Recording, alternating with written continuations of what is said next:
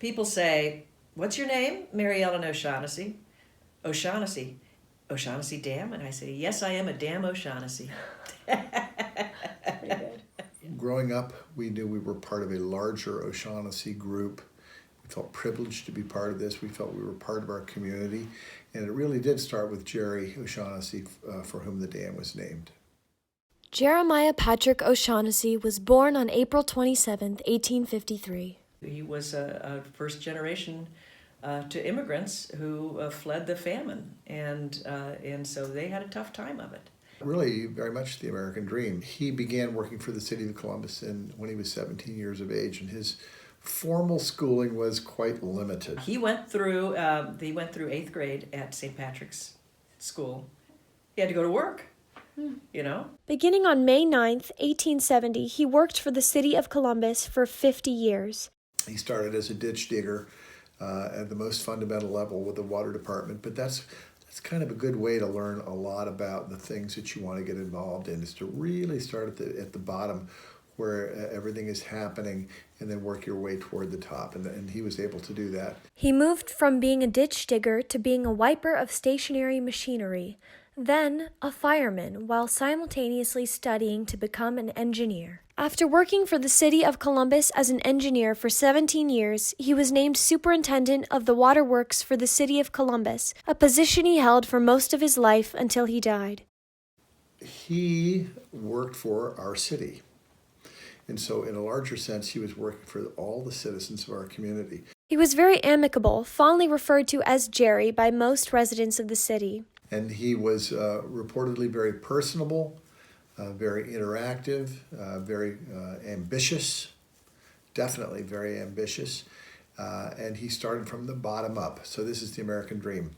One writer described him as clean, capable, scrupulously honest, forward-looking, energetic, and kindly. He labored without sparing himself to accomplish an ideal. The Columbus Annual Report of 1921 said he could retain the respect and esteem of employers and employees alike, and his constant fairness, good judgment, and human kindness earned the loyalty and devoted friendship of both. He was such a useful character around Columbus, getting people jobs and making sure that we had pure water. He worked tirelessly, oftentimes behind the scenes, to make things happen for people and for the city of Columbus. There are countless stories about Jerry's time as superintendent of water for Columbus. They had a water main break. And back in those days, we weren't a car culture. He drove a car one time, and he couldn't get it out of reverse. So he was out playing cards with his cronies at Buckeye Lake. He gets word that there was a water main break, and he had the map in his head. Wow. So he had to come home, and he had had a couple drinks, so he was a little tipsy.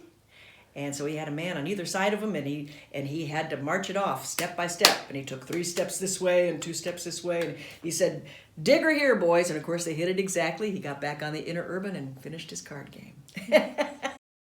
A highlight of Jerry's career was the establishment of a water purification plant and the banning of private wells. In those days, you could not take the quality of your water for granted, and there were waterborne diseases, specifically typhoid, fever, Salmonella typhosa, bacterial contaminant of the water, would take your life. In the olden days, it was not mandatory that you were on a centralized water system, even though they were starting to build it out. A lot of people had wells, and every springtime there was a case, raging typhoid fever throughout the city of Columbus, and people would die in droves. As many as 1,500 people would die every year from poisoned wells. So he, and of course with the help of all the other public officials in central Ohio and Columbus, banned the wells. Wow. And put everybody on a pure centralized water system. And you can see the statistics as to what happened to typhoid fever after they banned the wells. And so he was the man who made Columbus pure water minded. The 1913 flood was big deal. This was a big deal. This was a massive flood triggered by the explosion of volcanoes in Alaska. It impacted everyone in Ohio and the Midwestern region. Between 6 and 11 inches of rain fell on Ohio. Across the state, 467 people were killed and 40,000 homes were flooded. The storm ravaged Columbus on Easter weekend of 1913. He was gone for days in a boat, but before he left, he sent a carriage with horses to their house on Oakland Avenue, which is now in the University District, they call it, to take them to higher ground. And he went off because his job was the waterworks in Columbus. He was gone in a boat, securing things for days, and some people thought he was lost, dead in the flood. After this flood, it was clear changes had to be made to protect the city of Columbus. Personally inspired by the tragedy of the flood, Jerry advocated for the construction of a new dam. In addition to preventing future flooding, the dam would also establish a clean water resource for the city of Columbus. The population of Columbus was rapidly growing, and the water supply could not keep up. Fire hydrants on the north side would even run dry, posing a major safety hazard to the city. The dam is about Columbus being a tiny city, and they had the first storage dam, which he actively helped build, which was called the Griggs, right? The second storage dam was for the future, to assure that the city had enough drinking water to handle the growth that they expected. His argument was so convincing that the city council agreed to follow his proposal. Planning for the new dam commenced immediately. And he did all the work of acquiring all the lands up along the O'Shaughnessy Reservoir and everything. Over a year of studies and surveys were conducted to determine the location of the dam. 1,159 acres were purchased by the city for the construction. However, before construction could commence, Jerry O'Shaughnessy died of Hodgkin's disease in 1921. Editorials flooded the newspapers as people expressed their gratitude for his contributions and offered consolations to his family. One asked the reader to stop a moment and reflect on what it means to give more than 50 years of one's life to service of the city. Former Mayor Karb eulogized Jerry, saying, "He was a strong, rugged character, loyal, truly and extremely kind-hearted. He was a noble character indeed. His integrity was never questioned." A sympathetic citizen wrote, "He was the father of my waterworks system, recognized the world over without a superior. The 100% pure water supply of Columbus is his enduring monument, of which you may well be proud." The Columbus Dispatch published that he was one of the best waterworks superintendents in the country. The mayor at the time, James Thomas, said, "He knew the waterworks as no other man could know it. He grew up with its development and it was his hobby. He kept pace with the growth of the city and continuously planned years ahead for the necessary development of the water systems in order that we might have an adequate supply at all times. Columbus owes much to the foresight and ability of Jerry O'Shaughnessy." Another editorial read, "Administrations came and went, but Jerry went on for more than half a century, too useful and essential to be displaced for mere political reasons." Shortly after his death, City Council unanimously voted to name the soon-to-be-built dam the O'Shaughnessy Dam in his honor. So when he died, they made sure that there was a useful memorial to him, which is, nothing more useful than making sure that we've got enough pure water to take care of the city of Columbus. The construction of the dam lasted from 1922 to 1925. The dam was designed by architect Franklin L. Packard and built by the Thompson Starrett Company. A construction plant was set up for the building process, and the majority of the work was done using electrical equipment. 2 traveling cable cars were installed for creating the masonry elements of the dam. Trucks brought equipment from the nearest railroad, which was 3 miles away in Powell. The fine aggregate, a mixture of tiny mineral particles, was shipped from 55 miles away in East Dresden. For building the dam, excavation was done on the riverbed with a steam shovel secured in a truck. Using a system of pumps and cribs, a cofferdam was built, allowing the workers to construct dam elements beneath the waterline. Above the dam, a foot traffic bridge was also built. By the construction site, a restaurant called The Hut was established for the workers. This restaurant continued to function after construction was completed, eventually becoming the iconic Bogey Inn. A construction worker, Henry L. Keepers, wrote a letter to a loved one about his experience working on the dam. "I was hired at site, assigned to a cubicle in the bunkhouse at $2 per week, and had entree to the commissary for $1 per day, deductible from pay in both cases. For a while, I broke stone with a 14-pound sledge in the quarrying operation. Then I got in on the concrete gang. A picturesque crowd ate in the mess hall. The food was sustaining but lacked elegance. There were many pipes and an occasional casualty was expected, but when it happened there was the devil to pay. The bunkhouse had no toilets or running water. There was a detached building in the camp consisting of a combination latrine and wash-up house. As I recall, the shower was of the cold water sort.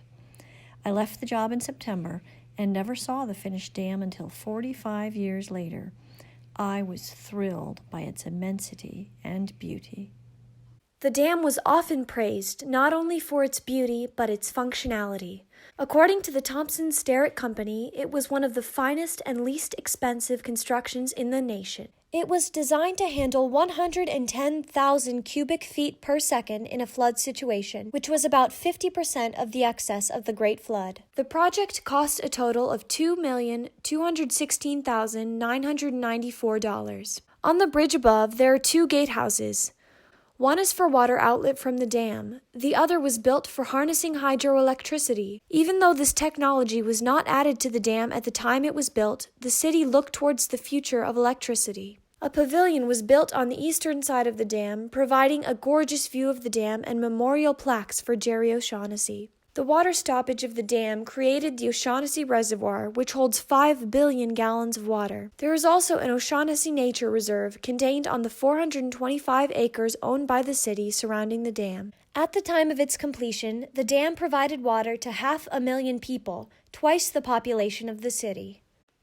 Today, the O'Shaughnessy Dam and Reservoir, alongside the Griggs Dam and Reservoir, provide 6.2 billion gallons to Columbus and other communities, which is approximately 30% of the city's drinking supply. And it was dedicated in 1926 to great fanfare. The dedication of the O'Shaughnessy Dam took place on Saturday, May 15, 1926. It had been advertised in several newspapers, and the entire ceremony was broadcast on television and radio. My dad remembered going to the dedication of the dam in 1926. He was probably 8 years old, and remembered hopping in the car and driving downtown to the Palace Theater to watch the newsreel that had been created regarding this major event in the city of Columbus.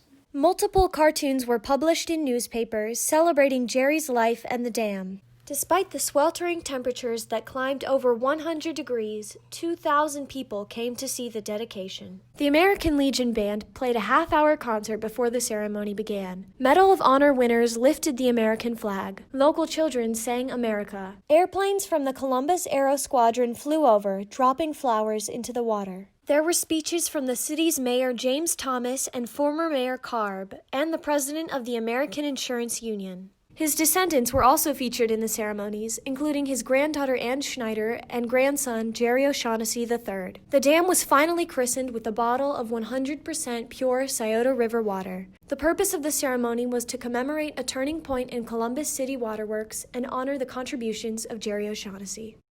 The city's love for the dam didn't stop after the dedication. It was a symbol of the city of Columbus and its forward-thinking, progressive nature, and how it was ready to handle the future because it was going to have enough water. Countless souvenirs and postcards bearing images of the dam were available for purchase. This is an ashtray with an image of the O'Shaughnessy Dam in it, it says O'Shaughnessy Dam, Columbus, Ohio, The original structure was even added to the National Register of Historic Places. The dam was so inspiring that at least 2 poems were published about it. Pat Schmucky writes, "There was something magical about sitting in the sun gazing at the historic structure, listening to its roaring yet peaceful waters. The dam was described as the best reservoir and dam in the United States." And not only that, it was a recreation place, and this is where people would go on carriage rides up the river road to go to the O'Shaughnessy Dam long before there was a zoo there. They'd go up there and recreate and have picnics and things and go to the O'Shaughnessy Dam and see the beautiful terraced waterfalls that were created on the one side.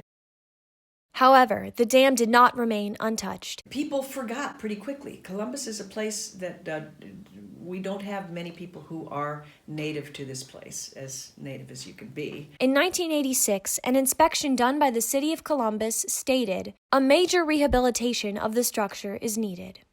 Information from the U.S. Army Corps of Engineers said that the beautiful arches would prevent the movement of water over the dam in a flood situation, causing flooding in the northern parts of the river. However, the conditions that would make the arches a safety hazard were rare, described by one writer as once in a millennia. In addition, the bridge was too narrow to accommodate modern car traffic as it was built for carts and buggies. The city also wanted to remove the balustrades and gatehouses on the bridge. The City of Columbus, in order to be optimally efficient, wanted to remove the railings alongside the bridge and to replace the balustrades, the curving balustrades, which were quite beautiful, with simple straight spindles. Division of Water Administrator John Doubt said of the dam, "It's cute, but it's outlived its effectiveness." The city's plan to remove the balusters and arches and extend the bridge above sparked public upset.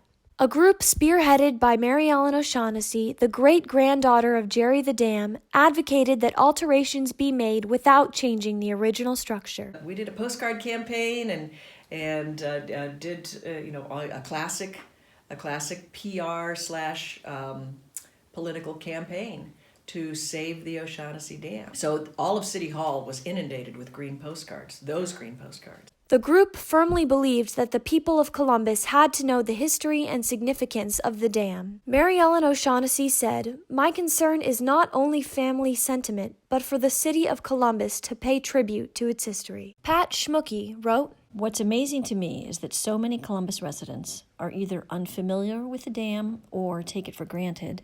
Because of the public's ignorance and a lack of media coverage and several years of behind-the-scenes maneuvering, we are dangerously close to losing what makes this bridge so special, its arches. Eventually, a decision about the dam was reached. We did not get a chance to save the arches, but we did get a chance to save the balusters and the gatehouses that are on the dam. After construction from 1989 to 1991, the new bridge was open to 2 lanes of motor vehicle traffic. We just made a great celebration out of it and just tried to sort of recreate what had happened when they first dedicated it. The Shamrock Club Pipes and Drums and the Columbus Police Color Guard led a parade of 3 generations of Jerry's descendants across the dam. And Jerry, the dam's great-great-grandchildren, sang the same songs that were sung at the original dedication. It really was a memorial to him. A plaque was constructed by the O'Shaughnessy family in the pavilion, containing a bronze plaque of Jerry, a cartoon, the National Register of Historic Places plaque, and a listing of his descendants.